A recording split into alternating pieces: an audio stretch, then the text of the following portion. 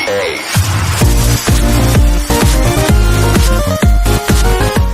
let's start by talking about the actual Docker architecture here. So the heart of a Docker is called daemon, okay, which is the base or the engine of Docker, which is the magic thing that's doing all those things is basically a daemon, which is right in the middle, as you can see in the architecture, right? So a daemon consists of containers and images. Now, first, I will talk a little bit about image. Image is just like you can consider it's just like your files that are based in your system, right? For example, you have a folder with a name, my application one, and that folder, for example, it's a Node.js application, then you can have your package.json in it, you can have your node installed in it, and all those things in a system that you basically need at a persistent level in your system. For example, if it's your database image, then it's going to contain your database state, or if it's a sample Node.js application um, image, then it's going to maintain everything that you actually required for it.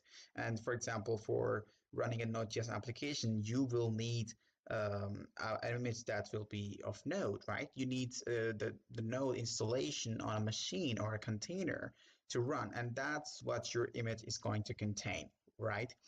And where that node image will come from, it will be from, as you can see on the right side, there's Docker registry. It's basically nothing, but there's an online website which I can show you. It's called hub.docker.com, and here you can go.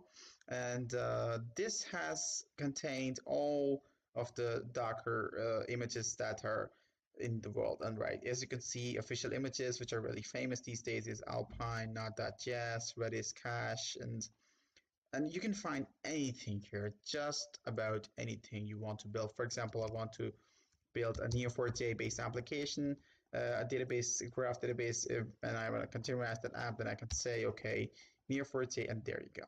See, this is your image. It has 10 million plus downloads.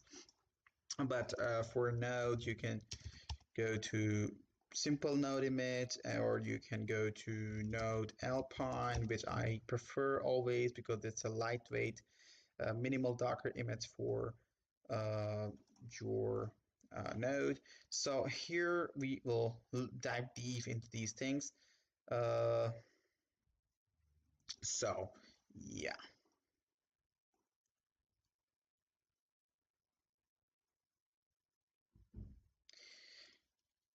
So coming back to my Docker architecture, we can then see this is your registry where you have all the images coming.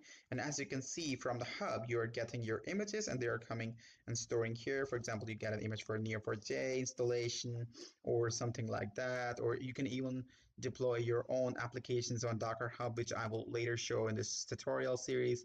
So this is what understanding of an image which you have for right now. Of course, we will get more details when we go into a practical understanding of this, but you need to keep these concepts in mind. These are really important and nice concepts to handle.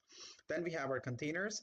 Now what we are going to do, the image that we had there, for example, for your file, for example, you opened your Node.js application and you had built a Node Alpine image, for example, into your Node.js application, and the folder has your source files or your database or anything, and then you are going to run that image, and that's going to run in a container, right? This is all your image, and that is going to run in a container, which will basically be your execution. It can be like your void main, right? You have a main function which is running, and it has contained things into it, right? Where your everything is contained, like that's the concept behind it. So then we can see here that this daemon, now you are a client, for example, your terminal, or you can use anything, just PowerShell or CMD if you're in Windows, or if you're in Linux, you can use terminal to access your Docker, right?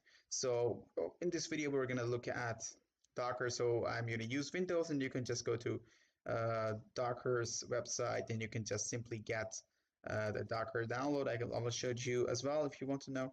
And here now, this remote API, this terminal, or you can also access with remote API. You can just see here that this is requesting here. You can also write commands like, okay, how many images do I have? What images do I have?